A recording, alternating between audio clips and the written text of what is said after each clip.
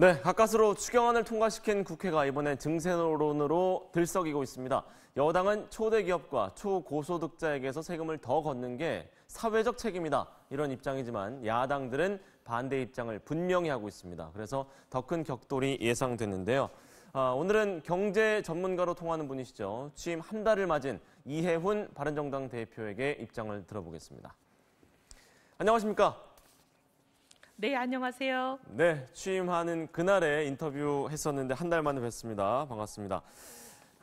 오늘 증세 이야기부터 시작을 해볼 텐데요. 문재인 대통령이 증세 추진 카드를 꺼내들자 이해훈 대표께서 계속 비판을 하셨고 또 문 대통령의 사과까지 요구를 하신 바 있습니다. 그렇다면 구체적으로 하나 여쭤볼 텐데요. 한 구간을 추가하겠다. 그러니까 3에서 5억 원, 이 고소득자에게 세금을 더 걷겠다. 이 안에 대해서는 어떤 입장 갖고 계십니까? 지금 그렇게 해서 해결될 문제가 아닙니다. 예. 정부가 공약을 이행한 것에 필요한 돈을 문 후보 시절에 178조라고 얘기했는데 국가기관이 그거 가지고 턱도 없이 부족하다는 의견을 내놨잖아요. 그러니까 일단 돈이 무지하게 많이 드는데 그거부터 솔직히 말씀하셔야 되고 일단 백보양보에서 178조가 든다 손 치더라도 지금 얘기하는 초고소득자, 초대기업에 증세하는 거 요거 가지고는 1년에 4조도 안 나옵니다. 그럼 5년 동안 해봐야 20조도 안 되는 거죠. 근데 이거는 전체 필요한 돈의 한 10분의 1 정도밖에 안 되지 않습니까? 나머지 세금을 어떻게 할 건지를 얘기를 해야지. 지금 마치 초고소득자, 초대기업에만 과세하면 이걸로 모든 돈이 다 해결되는 것처럼 얘기하고 자꾸 여기에 대해서 99대 1의 싸움을 붙이는 거는 정부가 잘못 가고 있다고 생각합니다. 전반적으로 공약을 집행하는 데 필요한 돈을 어떻게 조달할 것인지 요 세금 두 가지만이 아니라 전반적인 세금에 대한 안을 내놔야 됩니다. 예, 알겠습니다.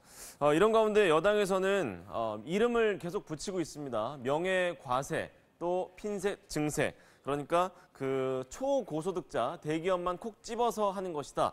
라면서 서민들에겐 피해가 안 간다는 입장이고요. 그러나 한국당은 앞으로 이 증세 범위가 더 넓혀질 것을 우려하고 있습니다. 이 양당의 입장에 대해서 이 대표께서 어떤 생각 갖고 계십니까?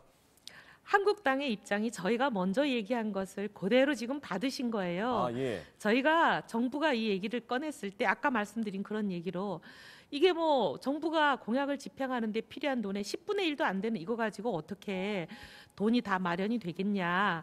지금은 이렇게 99대 1의 싸움으로 끌고 가서 맞는 것처럼 얘기하지만 결국 요금이 넘기고 나면 또 조금 더 내라, 또 조금 더 내라. 계속 그렇게 증세가 이어질 테니 그렇게 얘기하면 국민 앞에 솔직한 게 아니고 전체 얼마의 돈을 더 거둘 건지를 전면적인 세제 개편안을 내놔라 하는 게 제가 제일 먼저 드린 말씀이고 그걸 한국당께서 어쨌든 공감하고 받아주시니 다행스러운 일입니다. 예, 알겠습니다. 지난 대선으로 돌아가서요. 유승민 당시의 바른정당 후보가 중부담 중복지를 내세우면서 했던 이야기들 짚어보겠습니다. 고소득자 대기업 중심으로 단계적인 증세를 검토할 것이다. 법인세를 포함한 모든 증세를 고려할 것이다. 이렇게 공약한 바 있는데 그때 당시에 유승민 후보를 적극적으로 지원했던 이 대표께서 보실 때 바른정당의 그때 당시의 증세안과 지금의 안이 어떤 차이가 있습니까? 저희는 지금도 바른정당은 그때 세제 개편에 대한 입장이나 지금의 입장이나 동일합니다. 저희는 심사숙고해서 한번 안을 정하면 그때그때 바꿀 만한 그런 안을 만들지 않고 계속 갈 수 있는 안을 만들었습니다. 지금도 동일하다는 말씀을 드리고요. 그래서 지금 정부가 얘기하는 것은 근로소득세만 얘기하고 있습니다. 근데 소득세에는 노동으로 돈을 버는 근로소득자, 월급 생활자뿐만이 아니라 주식으로 수백억을 벌어도 세금 한 푼 안 내는 사람들도 있습니다. 이런 사람들에 대한 양도소득세 문제, 그다음에 집을 수십 채를 가지고 계속 임대를 하면서 임대소득을 버는 분들, 이런 분들에 대한 얘기도 세금을 고치겠다 말을 해야지 왜 유리지갑이라고 근로소득자에 대한 과세만 계속 말씀하시고 이 부분에 대한 증세만 집중하느냐 하는 게 저희들의 얘기지요. 그래서 양도소득세, 임대소득세, 그다음 법인세도 법인세 법정세율만 건드릴 것이 아니라 지금 정부는 법정세율, 최고세율만 지금 증세하는 걸 얘기하거든요.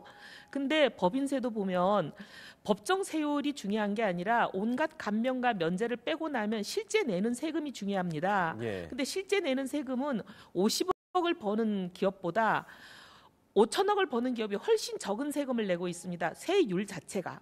그러니 이런 부분에 대한 왜곡이든 이걸 어떻게 고칠 건가 하는 부분을 정부가 전면적인 세제 개편안을 내놓으라는 겁니다. 그리고 세금은 이것만 있는 게 아니라 재산세도 있고 온갖 보유세들이 있습니다. 그래서 저희 바른정당의 입장을 간략히 말씀드리면 소득 있는 곳에 세금이 있다, 재산 있는 곳에 세금이 있다, 더 많이 가진 사람이 더 많이 낸다. 이 원칙이거든요. 정부는 어떤 안을 갖고 있는지 내놔야 저희가 저희 안을 가지고 절충도 하고 논의도 하고 해서 조정을 하지 않겠습니까? 예, 전면적인 세제 개편안을 내놔라. 이걸 거듭 강조해 주고 계십니다.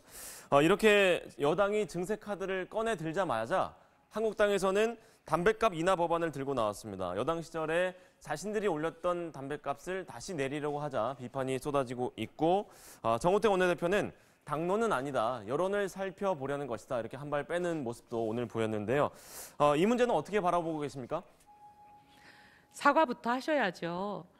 이 법안을 새누리당 시절에 본인들이 올릴 때 뭐라고 얘기했냐면 담배를 많이 피워서 건강이 나빠지는 국민들의 건강을 좋게 만들어드리기 위해서 세금을 올린다. 이렇게 얘기를 했는데 그럼 거꾸로 세금을 내리면 국민들의 건강을 나쁘게 하려고 세금을 내리는 겁니까? 본인들 말의 모순입니다.